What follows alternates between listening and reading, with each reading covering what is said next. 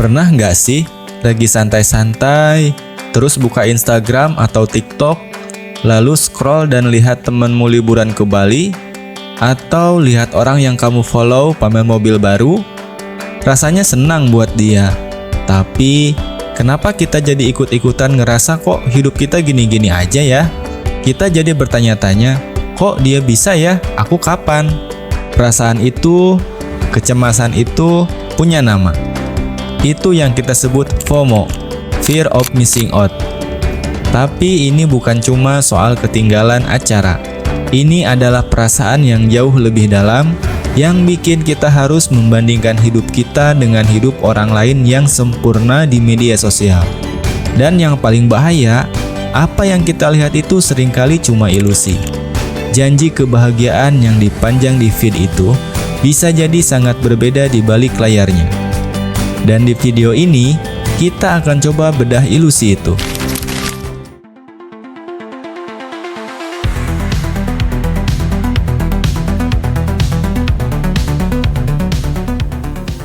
Halo, selamat datang kembali.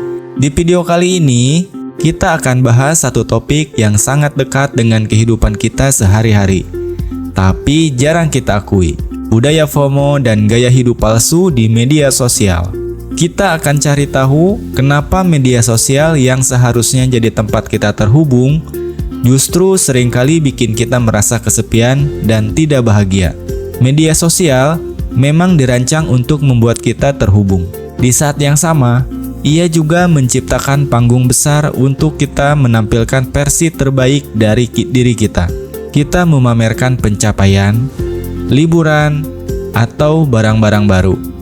Ini menciptakan sebuah budaya eksistensi online, di mana nilai dari kita seolah-olah diukur dari seberapa keren kehidupan kita di mata publik. Ini juga memicu sebuah kompetisi yang tak berujung, di mana kita merasa harus menang dari orang lain dalam hal kesuksesan dan kebahagiaan. Di video ini, kita akan pecah topik ini jadi 3 bagian. Pertama, kita akan bahas bagaimana tekanan sosial dari eksistensi online ini muncul. Kedua, kita akan bedah fenomena flexing dan efeknya pada mental kita. Dan ketiga, kita akan lihat apa yang bisa kita lakukan untuk keluar dari jebakan ini. Jadi, siapkan diri karena ini akan jadi obrolan yang santai tapi sedikit serius. Oke, sekarang kita masuk ke bagian pertama. Kenapa sih media sosial bisa bikin kita merasa nggak enak hati? Semua ini berakar dari yang namanya budaya eksistensi online dan FOMO yang kita bahas di awal. Media sosial dengan desainnya mendorong kita untuk memamerkan momen-momen terbaik kita. Kita tunjukin saat liburan, saat makan enak, atau saat dapat promosi jabatan. Tapi kita jarang nunjukin saat lagi stres karena kerjaan atau lagi down. Akibatnya, yang terjadi adalah perbandingan sosial yang tidak sehat. Kita melihat feed orang lain yang isinya cuma highlight kehidupan mereka. Kita nggak melihat behind the scene atau perjuangan di baliknya. Ini bikin kita ngerasa hidup orang lain itu lebih sempurna, lebih bahagia, dan lebih sukses dari kita. Dan itulah FOMO muncul. Kita jadi cemas, takut ketinggalan, dan merasa hidup kita kurang berharga. Perasaan ini bisa sangat melelahkan secara mental. Studi psikologi dari American Psychological Association bahkan menemukan korelasi kuat antara penggunaan media sosial yang intens dengan meningkatnya tingkat depresi, kecemasan, dan kesepian, terutama di kalangan remaja dan dewasa muda. Kenapa? Karena mereka terus-menerus membandingkan diri dengan standar yang tidak realistis yang ada di media sosial. Ini seperti kita lagi lari maraton, tapi kita cuma lihat garis finish orang lain, bukan proses lari mereka. Fenomena ini semakin diperparah dengan keberadaan influencer. Banyak influencer yang membangun karir dari memamerkan gaya hidup mewah. Mereka seolah-olah menjadi tolak ukur kesuksesan yang harus kita kejar. Padahal, banyak dari mereka yang kehidupannya di balik layar jauh berbeda. Ada yang harus berutang demi konten, atau bahkan memalsukan kekayaan mereka. Berita dari BuzzFeed News seringkali membongkar kisah-kisah di balik layar ini, menunjukkan betapa seringnya kehidupan di media sosial hanyalah sebuah rekayasa. Jadi, media sosial bukanlah cerminan realita.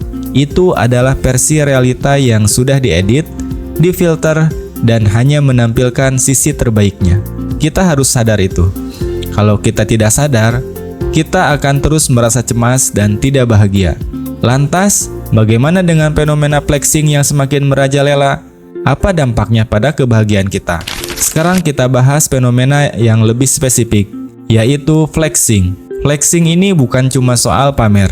Ini adalah tindakan yang sengaja dilakukan untuk mendapatkan validasi dan pengakuan sosial. Tujuannya adalah untuk menunjukkan, aku punya ini, jadi aku sukses dan bahagia. Ini bisa berupa pamer mobil mewah, jam tangan mahal, liburan eksotis, atau tumpukan uang. Secara sosiologi, flexing ini adalah sebuah manifestasi dari masyarakat konsumeris. Kita terprogram untuk percaya bahwa kebahagiaan dan kesuksesan bisa dibeli. Bahwa semakin banyak barang yang kita punya, semakin sukseslah kita. Masalahnya, standar ini tidak pernah berhenti. Saat kita sudah punya satu barang mewah, kita akan terus merasa perlu untuk punya yang lain, yang lebih mahal. Ini menciptakan siklus yang tidak pernah usai, di mana kita terus mengejar validasi dan bukan kebahagiaan sejati. Dampaknya, pada kebahagiaan pribadi sangat signifikan. Penelitian dari Journal of Consumer Research menunjukkan bahwa mengejar kebahagiaan melalui materi justru seringkali berakhir dengan kekecewaan. Kebahagiaan dari memiliki barang baru itu cuma sementara. Setelah euforia awal hilang, kita kembali merasa kosong dan butuh validasi lagi. Ini yang seringkali memicu kesenjangan antara dunia digital dan realitas. Kita pamerkan kehidupan mewah di media sosial, tapi di balik layar, kita mungkin terlilit hutang, mengalami stres finansial, atau merasa kesepian. Kasus viral tentang influencer yang ternyata terjerat hutang atau bahkan terlibat penipuan adalah contoh nyata dari efek berbahaya ini. Berita investigasi dari tirto.id atau detik.com seringkali mengungkap skandal-skandal ini. Mereka menunjukkan bahwa banyak dari influencer ini memalsukan kekayaan mereka. Demi konten dan validasi, mereka membangun citra yang tidak realistis, yang pada akhirnya menipu tidak hanya pada followernya saja, tapi juga diri mereka sendiri. Fenomena ini juga memiliki dampak yang lebih luas. Ini menciptakan standar kesuksesan yang semu, di mana kekayaan material menjadi satu-satunya tolak ukur. Ini mengikis nilai-nilai luhur seperti kerja keras yang jujur, ketulusan, atau kebahagiaan dari hal-hal yang tidak bisa dibeli. Kita jadi lebih fokus pada apa yang kita punya daripada siapa kita. Jadi, budaya flexing ini bukan hanya soal pamer. Ini adalah sebuah cerminan dari masyarakat kita yang sedang sakit. Masyarakat yang lebih mementingkan validasi virtual daripada kebahagiaan sejati. Lantas, bagaimana kita bisa keluar dari jebakan ini? Setelah kita membedah budaya FOMO dan flexing, pertanyaan pentingnya adalah, apa yang terjadi jika masalah ini tidak ditangani? Skenario terburuknya, kita akan hidup di masyarakat yang semakin cemas, depresi, dan terobsesi dengan validasi virtual. Kita akan semakin jauh dari kebahagiaan sejati dan terperangkap dalam siklus konsumerisme yang tidak pernah berakhir. Standar kesuksesan akan semakin semu, dan nilai-nilai seperti ketulusan atau kerja keras yang tulus akan semakin terkikis. Tapi, apakah kita bisa melakukan sesuatu? Tentu saja bisa. Kita bisa keluar dari jebakan ini, dan ini harus dimulai dari diri kita sendiri. Pertama, mulai sadari. Sadari bahwa apa yang kita lihat di media sosial seringkali bukan realita. Itu adalah highlight dari hidup seseorang. Itu adalah versi yang sudah diedit. Kedua, kurasi feed kita. Unfollow atau mute akun-akun yang bikin kita merasa buruk tentang diri sendiri. Ganti dengan akun-akun yang menginspirasi, mengedukasi, atau memberikan motivasi yang positif. Ketiga, fokus pada diri sendiri. Alihkan energi kita dari membandingkan diri dengan orang lain ke mengembangkan diri sendiri. Pelajari hal baru, habiskan waktu dengan orang-orang yang kita sayang, atau lakukan hobi yang kita nikmati. Kebahagiaan sejati tidak datang dari validasi orang lain, tapi dari validasi diri sendiri. Pada akhirnya, media sosial hanyalah alat. Dampaknya pada kita tergantung pada bagaimana kita menggunakannya. Kita bisa membiarkannya mengendalikan kita, atau kita bisa mengendalikan bagaimana kita menggunakannya. Pilihan ada di tangan kita. Jadi, budaya FOMO dan gaya hidup palsu di media sosial adalah masalah serius. Tapi, dengan kesadaran dan tindakan yang tepat, kita bisa merebut kembali kebahagiaan itu. Bagaimana menurutmu? Apa langkah paling efektif untuk mengurangi kecemasan karena media sosial?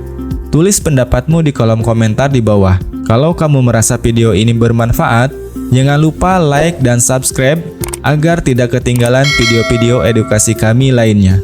Sampai jumpa di video berikutnya.